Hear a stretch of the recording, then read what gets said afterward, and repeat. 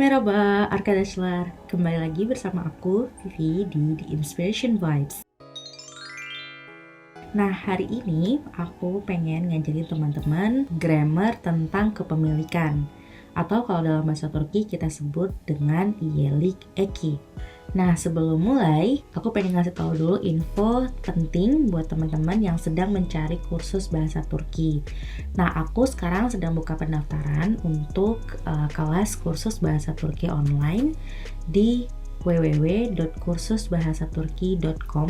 Nah, buat kamu yang pengen belajar bahasa Turki bareng aku, bisa langsung akses websitenya dan mengisi form pendaftaran yang tertera di website tersebut. Atau kamu juga bisa langsung follow Instagramnya, yaitu tugat_id. Oke, tanpa panjang lebar lagi, langsung aja yuk kita mulai belajar bahasa Turki hari ini.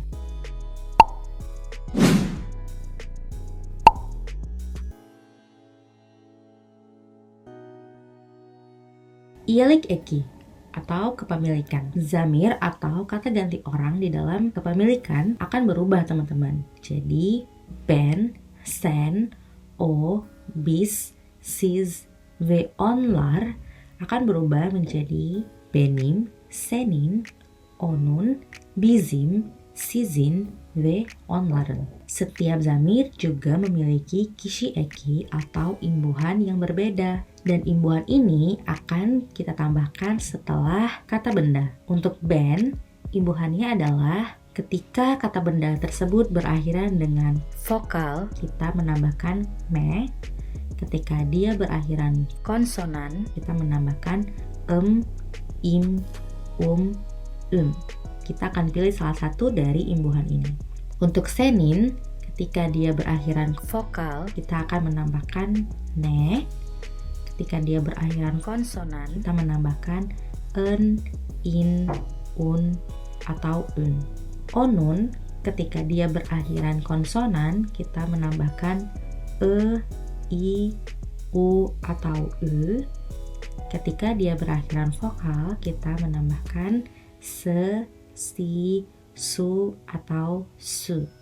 Bizim, ketika dia berakhiran vokal, kita menambahkan mez, miz, muz, atau muz.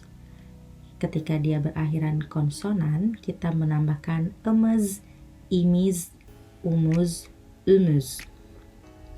Sizin, ketika dia berakhiran vokal, kita menambahkan nez, niz, nuz, atau nuz.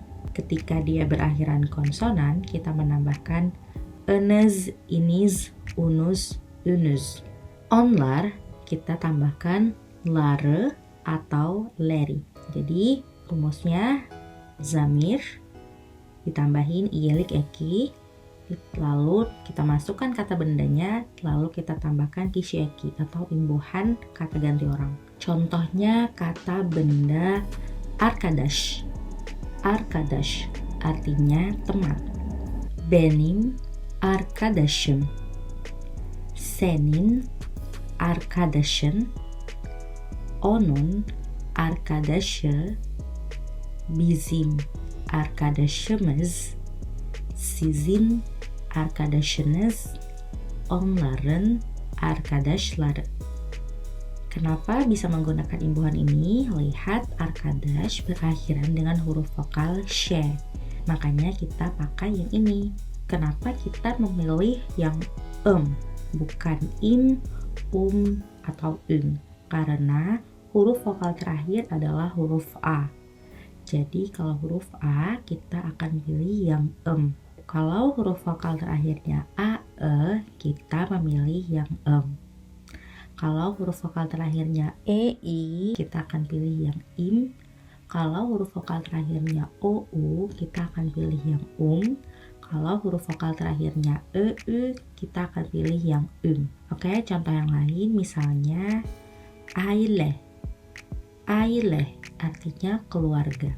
Huruf terakhirnya adalah huruf vokal. Berarti kita hanya menambahkan satu huruf saja. Benim ailem. Senin ailen. Onun ailesi. Bizim ailemiz. Sizin aileniz. onların aileleri.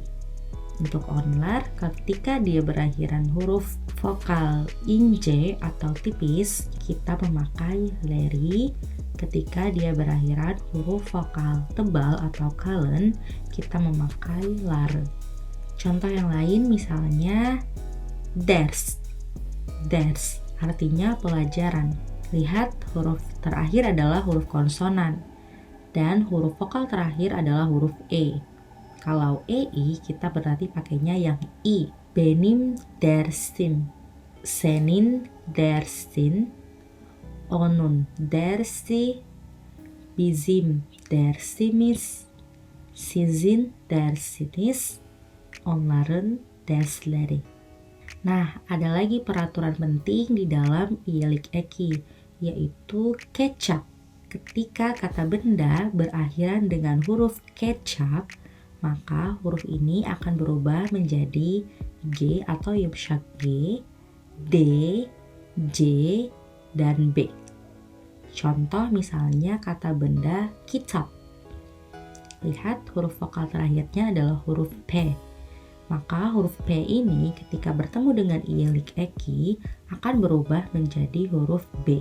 Benim kitabım, senin kitabın, onun kitabı, bizim kitabımız, sizin kitabınız, onların kitapları.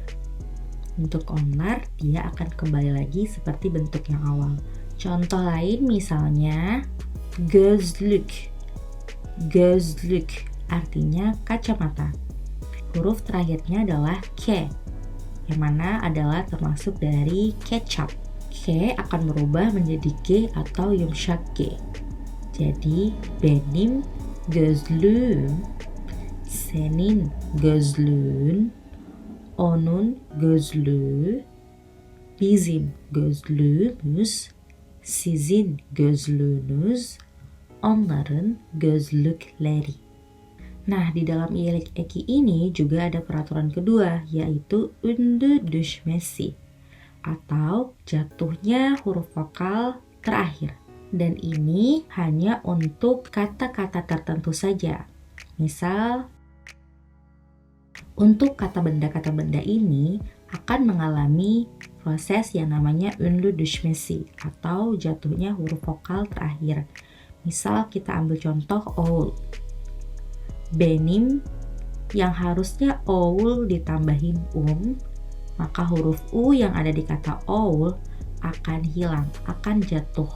Jadinya benim oğlum, senin oğlun, onun oğlu, bizim oğlumuz, sizin oğlunuz, onların oğulları. Untuk onlar, dia akan kembali lagi ke bentuk semula.